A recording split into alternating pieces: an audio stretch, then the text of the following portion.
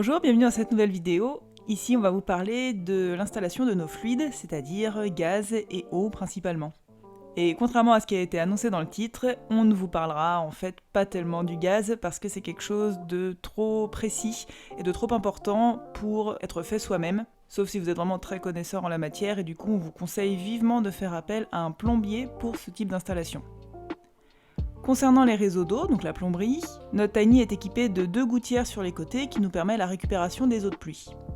Du coup, la première étape a été de faire rentrer les descentes à l'intérieur de la tiny house. Pour ça, on est donc venu faire des trous dans nos murs, donc c'est-à-dire dans notre pare-pluie et dans l'isolant qu'on avait mis en place.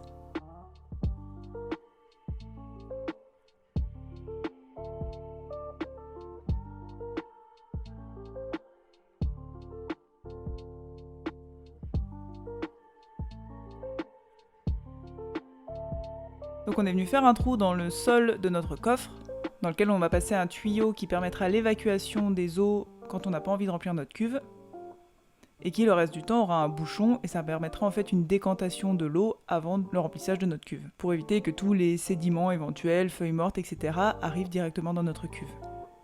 Alors on avait mis de la grille anti-rongeur dans nos gouttières avant la première descente d'eau pluviale, mais on n'est jamais trop prudent. Pour assembler nos tuyaux ensemble, on est donc venu déjà un peu griffer la surface avec du papier de verre pour que la colle adhère mieux. On est ensuite venu appliquer de la colle PVC. Et là ensuite il faut être assez rapide pour assembler ces deux parties de tube PVC. Ou assez rapide si on veut faire une modification dans tous les cas parce que la colle prend très vite.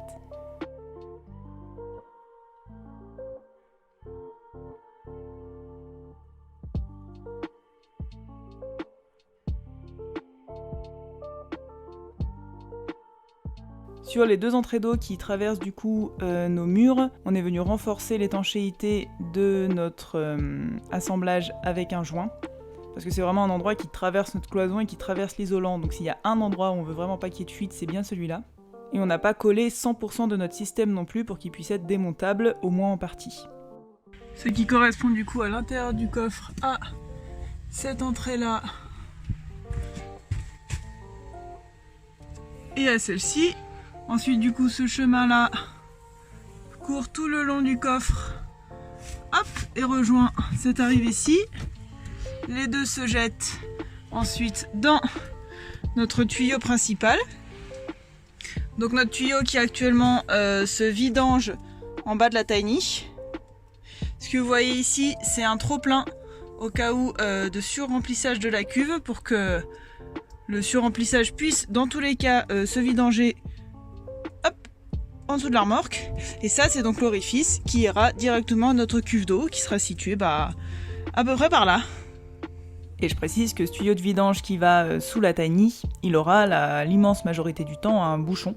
Il sera pas ouvert comme il l'est actuellement, là c'est vraiment provisoire, et on ouvrira ce bouchon les jours où notre cuve est déjà pleine ou on n'a pas envie de la remplir. Et l'autre tuyau de vidange dont je vais vous parler dans 2 minutes dans la vidéo, ça correspond plutôt aux situations où on aimerait faire une vidange de la cuve de la tiny dans une autre cuve qu'on aurait par exemple dans la voiture pour les moments où on va rouler, pour éviter d'avoir trop de poids dans la tiny et transférer ce poids dans la voiture. De notre cuve à eau du coup qu'on récupérera prochainement, partira donc un tuyau d'eau froide et un tuyau qui ira vers le chauffe-eau et qui nous apportera l'eau chaude. Il y aura également une sortie qui permettra la vidange de la cuve, et une sortie qui permettra une utilisation d'eau extérieure si un jour on veut un tuyau pour laver un vélo ou des bottes par exemple.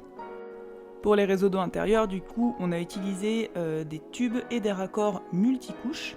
Ça permet de poser et d'assembler la tuyauterie sans faire de soudure. Et on vous montre en image comment on procède.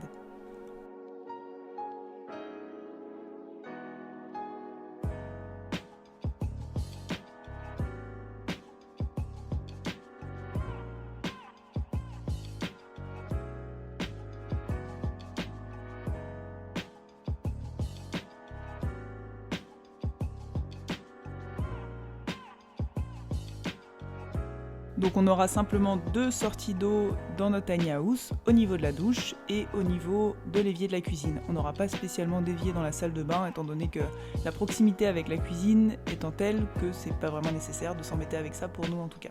Au niveau du futur robinet de notre douche, on est venu fixer une platine, donc ça c'est un support à robinet tout simplement. et qu'on fixe à l'extérieur de la future cabine de douche pour avoir ensuite une finition plus propre et être sûr que notre robinet tienne bien en place dans notre mur. C'est donc aussi pour ça qu'on a fait un support en OSB, étant donné qu'on ne pouvait pas se fixer sur un montant de la maison et que notre revêtement sera trop fin pour porter à lui seul cette platine. Donc au niveau du filetage de la platine, on est venu ajouter de la bande d'étanchéité.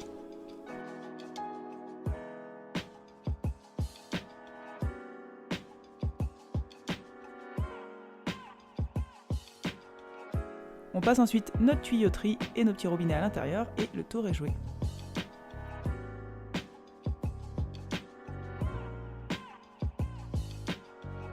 Voilà pour cette vidéo assez rapide en soi. Encore une fois, le montage en lui-même n'est pas extrêmement compliqué. Ce qui prend un peu de temps, c'est être sûr d'être bien ajusté, de ne pas avoir de fuite et de réfléchir un peu à la conception de sa tuyauterie, de sa plomberie. On espère en tout cas que cette vidéo vous a plu, qu'elle aura pu vous apporter des réponses et des explications. Si vous avez la moindre question, n'hésitez pas à nous laisser un commentaire. Laissez-nous aussi également un petit j'aime pour soutenir la vidéo si vous le voulez. Et on vous dit à très bientôt.